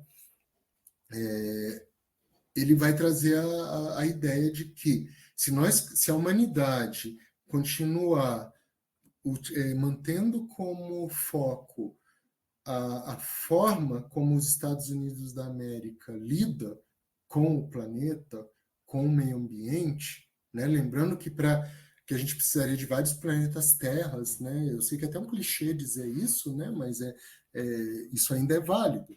Se o mundo fosse viver de acordo com o padrão de vida da classe média norte-americana, a gente precisaria de 7, 8 terras para poder sustentar esse modo de vida, né? Esse modo de consumo, digamos assim, né? E ele vai chamar os Estados Unidos de o país do capital em si, né? Que é o suprassumo, que é a essência do capital e do próprio capitalismo. E ele diz: ou a gente muda essa maneira de existência, ou é a barbárie, o próprio nome, socialismo ou barbárie, né? Então ele vai dizer assim, olha, ou é isso, ou as baratas vão herdar a terra. Agora, eu não vou entrar na discussão do socialismo e do comunismo aqui, pelo amor de Deus. Eu estou trazendo aqui os pontos de vista de autores, eu não vou entrar nisso aqui. Agora, independentemente da gente pensar em comunismo, socialismo, a gente tem que pensar se a maneira como nós vivemos é sustentável, né? E a sensação que eu tenho, né, ao perceber os estudos que têm sido feitos nesse sentido, e principalmente a maneira como os diferentes países estão se organizando nesse sentido, eu acho que a gente está engatinhando, né? Eu acho que a ficha não caiu, né? E quando cair, talvez seja tarde demais, né? Não sei. Bom, digamos, então eu vou fazer mais umas leituras. Eu disse que eu ia falar pouco e já estou falando demais. O Tizar vai dizer: há uma controvérsia que percebo em parte da esquerda sobre os usos dos animais e recursos naturais, pensando na ideia de nos transformarmos em autossuficiente a custos ambientais, como foi o caso da hidrelétrica da década anterior. E o Wesley complementa: está o problema oculto na exploração da exploração espacial. Se eles conseguirem acesso à matéria de outros planetas, será ainda mais difícil, né? E o pior é que não é duvidável que a gente ainda leve essas coisas que a gente está fazendo, toda essa exploração predatória para outras esferas, né? Se a gente não for extinto até lá também, né? E o lixo espacial, Tizar Campos está trazendo também, né? Obrigado, então, pelas considerações. Mais alguém gostaria de se manifestar? Adriano, eu estou baixando sua mão, mas se você pedir a palavra de novo, fica à vontade, tá? Quem mais gostaria de trazer aí reflexões, contribuições e problematizações?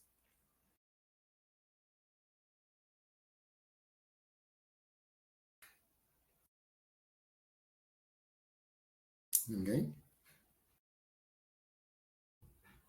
Algum destaque de algum dos textos também? Fica à vontade, tá? No caso, indicar o texto e a página que está o destaque também.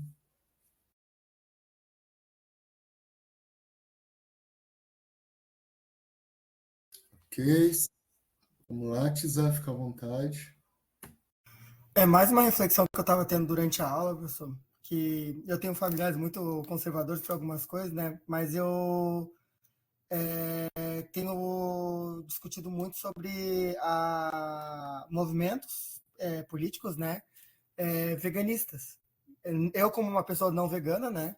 É uma pessoa que ainda gosta de carne e tudo mais, é uma coisa que eu tento, às vezes, até conscientizar a minha família e tudo mais, e às vezes eu até trago isso em sala, né, para os pequenos que eu dou aula, sobre como que a gente, às vezes, tem uma cultura da carne muito grande. E como essa cultura da carne, ela desencadeia numa bola de neve ambiental, no sentido de que, para a gente conseguir autossustentar essa cultura de ter carne todo dia, dar churrasco, da bonança da carne, a gente tem que criar grandes quantidades de gado. Essas quantidades de gado têm que ser alimentadas usando uma grande quantidade de terrenos de soja, que tem que ser abastecida com grandes quantidades de água, né? E como que isso é parte do problema que a gente está vivendo hoje de desestruturação, de desmatamento, para essa questão, e como que, mesmo não dizendo, é simplesmente virar vegano, porque, né, não é uma prática exatamente fácil, né? Eu sei como que é custoso você, o sabor da carne, como que é custoso isso, mas como que às vezes eu vejo também que há um incentivo exacerbado da própria indústria de vamos comer carne, isso é saudável, faz bem e tudo mais, e como que às vezes bater nessas teclas também são importantes, né? Como que num passo você já quebra todo o sistema. Muito bom essa reflexão, né? E não apenas essa questão do movimento do veganismo, né?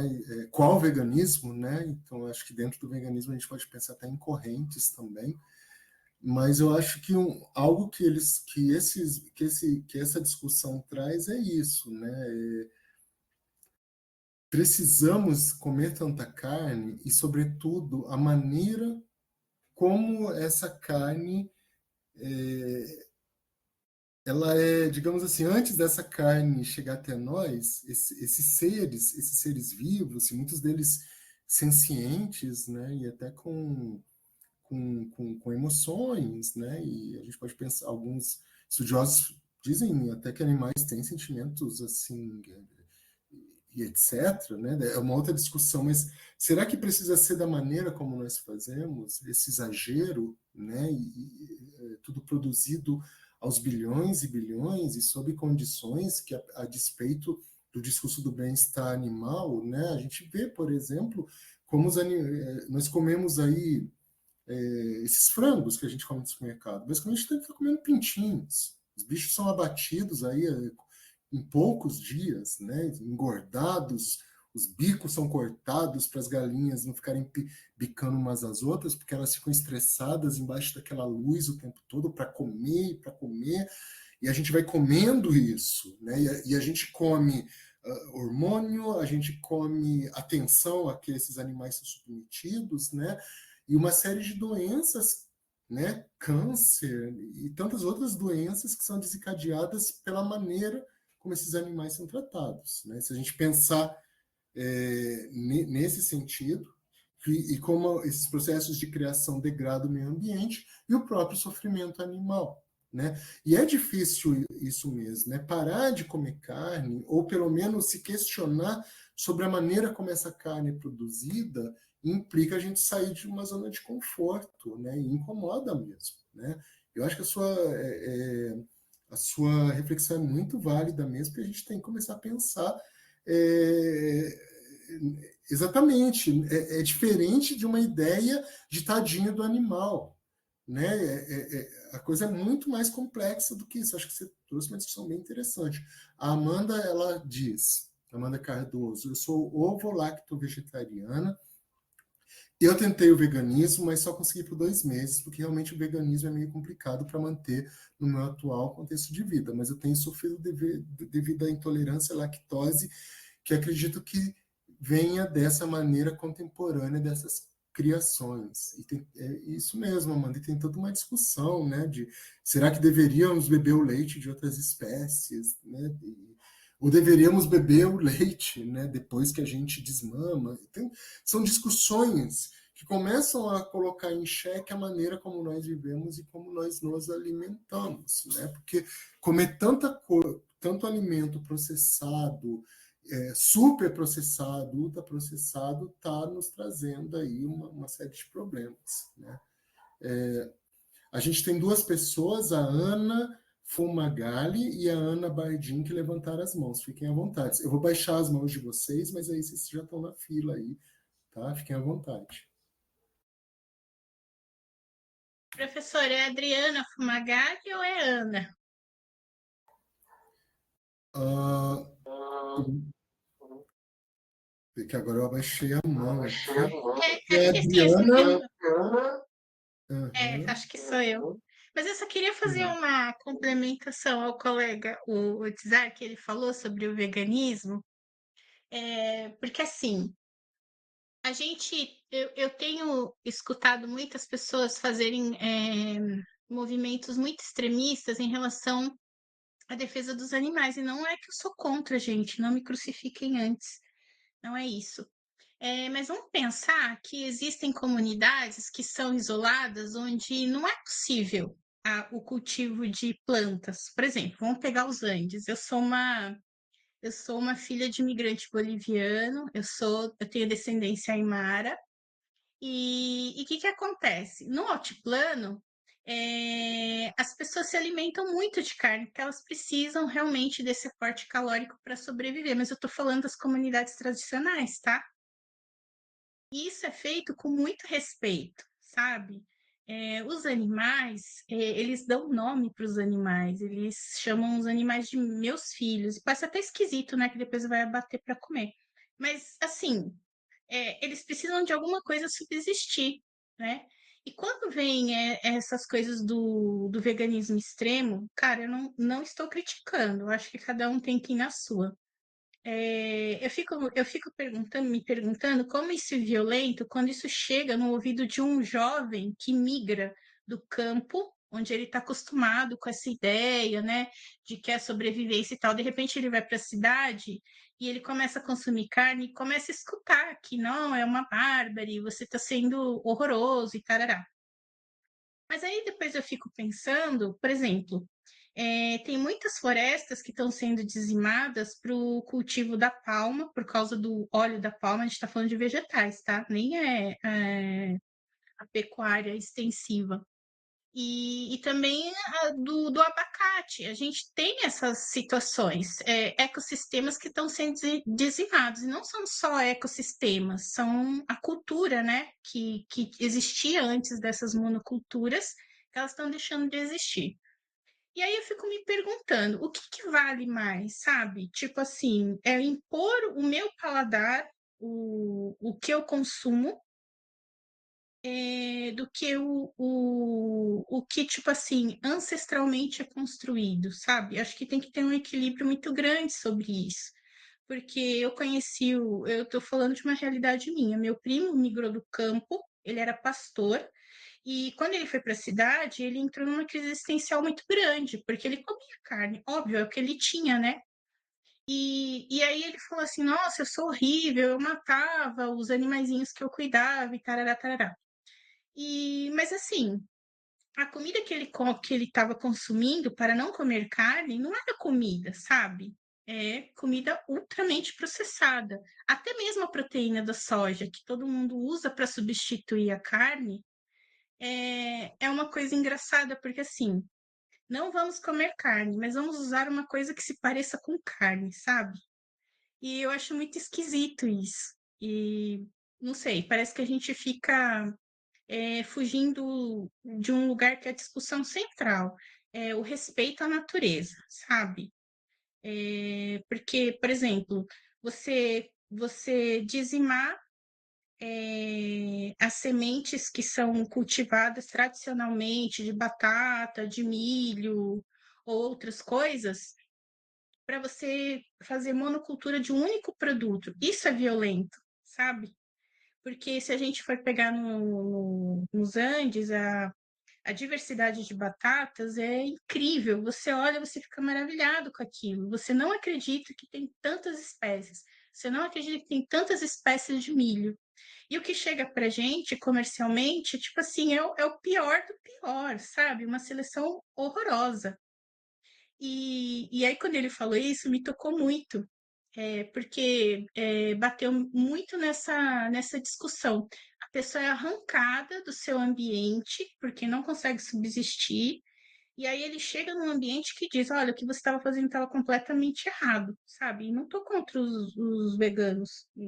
Até o momento da minha vida eu fui e eu entendo muito bem que não dá para a gente ficar sacrificando os animaizinhos de forma como coisa, né? Mas esse é um debate assim muito mais profundo, sabe? Não é só dizer assim, não vou comer carne porque eu amo os animais. Eu acho que assim, eu vou pensar no consumo da carne porque eu amo a natureza. Eu acho que vai mais por esse lugar, sabe? Muito obrigado, Adriano. E que belas reflexões, né? Eu acho que você tocou num ponto central, né? Repensar a forma, né, como nós lidamos, né, com os animais, com a natureza de um modo geral, né? O desrespeito em si, né, talvez seja justamente o processo de reificação. Acho que o maior desrespeito é esse, né, de tratar seres vivos, sencientes, como coisas, né? Então, se a gente pensar nas sociedades, em culturas, em comunidades tradicionais que se baseiam em ancestralidade, em práticas milenares, a gente vai ver fora do espectro, né, dessa acumulação desenfreada, dessa lógica da maximização do lucro sem fim do nosso modo de produção, né, dentro daqui da sociedade urbana industrial, realmente a gente vai vendo que o buraco é mais embaixo, né, e que a discussão ela remete a todos esses intervenientes que você colocou muito bem. Uma belíssima fala, gratidão. Eu só vou ler aqui mais alguns comentários. A Fernanda Lange. O veganismo é possível. Vários pontos de exclamação. Eu era muito carnista e consegui desapegar, mas tive que assistir alguns documentários para me convencer. Né? E ela ri, né? Realmente as pessoas conseguem não ir a shows com animais ou zoos. Conseguem parar de usar couro, pele, etc. Mas quando toca no prato, o negócio pega. Mais risos, né? Mas o veganismo entende, eu deveria entender essa questão das comunidades que não têm acesso, acho que é dentro da fala, né, da colega agora, ou que eles têm outras relações com eles. Não é sobre isso, essas comunidades. Afinal, o veganismo ou deveria ser não violência. Recentemente saiu um documentário, Dominion, vale a pena buscar. Ela colocou aqui um emoticon de um porquinho fofinho aqui. E o Wesley, é aí que reside o dilema. A primeira tentação é voltar para os modelos anteriores. A questão não é o nível de exploração que existe em todos, mas a existência da própria exploração que precisa ser superada. Colocações muito interessantes, né, da Fernanda e do Wesley. E não vamos conseguir isso voltando para os modelos primitivos também. Eles também exploram mesmo que em menor escala. Aí fica uma provocação. Será que não existe uma maneira da gente conciliar tradição e modernidade, né?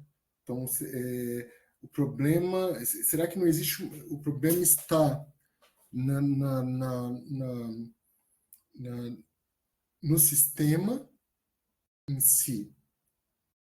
Tá, mas o sistema é o que produz o desenvolvimento tecnológico, etc. Mas será que não existe uma outra maneira da gente conseguir o desenvolvimento técnico-científico que esteja a serviço a uma outra lógica e não essa lógica, né, predatória? Fica aí uma pergunta. Adriana continua com a mão levantada. Se quiser se manifestar, fica à vontade. Ok. A Ana Bardim levantou a mão, se quiser falar. Boa noite, professor. Boa noite, colegas. Eu vou um pouco de encontro que a colega falou, eu até tinha levantado a mão exatamente, quando o senhor estava falando em relação, inclusive, aqui em Santa Catarina, que a gente tem esses vales europeus. Eu acho que está muito interligado a isso, essa cultura, né, de destruição da natureza, e a gente está vendo que está pagando um preço alto por isso, e isso vai cada vez piorar mais, né? Muito a esse epistemicídio de outras culturas. Eu acho que isso está muito interligado. Inclusive, eu quero até fazer meu TCC, né? Até já escolhi mais ou menos o título, em função disso, o quanto esse epistemicídio de outras culturas, né, ele favorece para a construção desse sujeito que se tem aqui em Santa Catarina, por exemplo, tá? Vou pegar Santa Catarina. A gente tem inúmeras células neonazistas, né? E isso influencia no quê? Influencia naquela tradição que eu preciso, né? Eu venho do europeu, eu esqueço os povos originários, eu esqueço os povos ribeirinhos, eu esqueço. É exatamente isso que a Adriana falou, sabe? Como eles vivem, que tipo. Aí o colega colocou que também exploram, mas é uma exploração predatória realmente? É exatamente isso que eu ia falar. Você acha que a gente não consegue usar a ciência, né?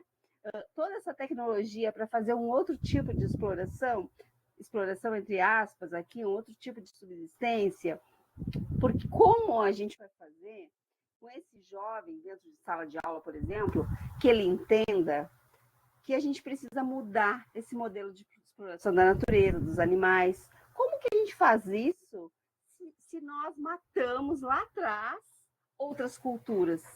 Se nós queremos só a tecnologia, se nós queremos aprender somente esse modelo europeu, se nós queremos ser esses europeus, né? E nós esquecemos, né, esses povos originários que estavam aqui, e a gente sabe que os ribeirinhos, que os povos originários, que os quilombolas, eles são extremamente importantes para a preservação das beiras dos rios, da natureza, enfim.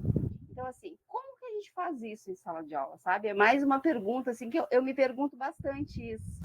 Como a gente vai fazer isso e, principalmente, como nós vamos fazer para que professores promovam essa mudança? Eu me faço muito essa pergunta, porque todos aqui que são professores, que estão em aula, sabem o quanto a gente enfrenta resistência, né, dos pares em algumas questões. A gente enfrenta muita resistência. Então, como que a gente vai começar essa mudança? E aí, até o senhor falou assim, a escola não vai mudar esse problema estrutural. Mas eu acho que a escola é extremamente... É um pilar importante. Eu costumo dizer que os professores são o último ponto de resistência desse sistema. Ou nós realmente começamos a mudar alguma coisa, mesmo que seja um trabalho de formiguinha, ou eu acho que aí realmente está tudo perdido. Eu realmente acredito que nós somos o último ponto de resistência. Mas era isso, professor. Obrigada. Obrigado, Ana. Ótima colocação. E sim, você está correta, né? Quando eu digo que quando eu disse que a escola em si, a educação em si, ela não tem esse poder de mudar estruturalmente, eu creio que ela é um ponto de resistência e ela é um ponto de resistência fundamental no sentido da gente criar redes de cooperação, de questionamento e de propostas de outras formas de sociabilidade. Acho que a sua observação final foi muito boa, né? Talvez eu tenha até me colocado de uma maneira inapropriada, né? Porque senão dá a impressão que então não adianta a gente fazer nada, né? E acho que você está coberta de razão. Então, agradeço aí a sua correção. Acho que a gente não pode esquecer do poder da educação, né? Nesse potencial prometeico da educação, né? Desculpa, eu não sei que palavra usar. Essa complementação, porque assim acho que é isso que talvez seja essa palavra. Mas de qualquer maneira agradeço, seja o termo que for. Acho que foi bem legal a sua fala e esse ponto de resistência, né? Acho que é uma coisa que eu não vou esquecer dessa expressão que você usou. Muito obrigado. Wesley, a Adriana falou, nossa, que aula, né? Também é um momento de aprendizado, né, Adriana? Agora que a gente aprende uns com os outros, cara. Acho que é nesse momento que a aula mostra o potencial, porque o professor, aquela parte ela é mais positiva, tal, mas acho que esse é o momento do aprendizado, né? Quando nossas vozes vêm à tona, de todos nós, né? Eu acho que estamos indo pelo caminho de escolher um mal menor, mas ainda mal. O Wesley está contemporizando aqui. E ele também diz que a nossa tarefa parece ser encontrar um outro caminho mesmo, né? Eu acho que inventar juntos conseguimos. Que bonito. Bom, gente, eu agradecer vocês, então, por mais esse momento. A gente vai ter daqui 2 semanas mais uma aula, né? E a gente entra mais na questão da educação ambiental. Vão pensando, então, nesse plano de aula aí, né? No que a gente pode fazer. Então, a gente só tem as 2 atividades dessa vez, a A e a B, né? Então, a gente tem as questões de múltipla escolha, vários aí já estão respondendo. Eu peço desculpas na demora de colocar, principalmente as questões de múltipla escolha, mas eu tentei dar esses dias a mais aí para compensar. Eu acho que vocês vão conseguir fazer com uma certa tranquilidade. E a gente pode também, na próxima aula, eu vou dedicar uma parte para explicar como é que vai ser a atividade B. Eu agradeço muito a todos aí pela participação. Obrigado, Ana. E amanhã essa aula vai estar disponibilizada. Dessa vez aí conseguimos gravar a aula toda. Na outra vez eu interrompi para o intervalo e esqueci de voltar a gravar. Daí eu tive que regravar a aula depois e acho que não fica a mesma coisa, né? E agradeço aí. Obrigado por trazer esse assunto deste debate. Boa noite. E não foi abuso, não. Acho que todas as nossas vozes, né, as nossas divergências e convergências, elas têm que ser trazidas mesmo e a gente aprende junto, né? Um abraço para todos, uma excelente semana. Obrigado, Jane. Abraço a todos. Tchau.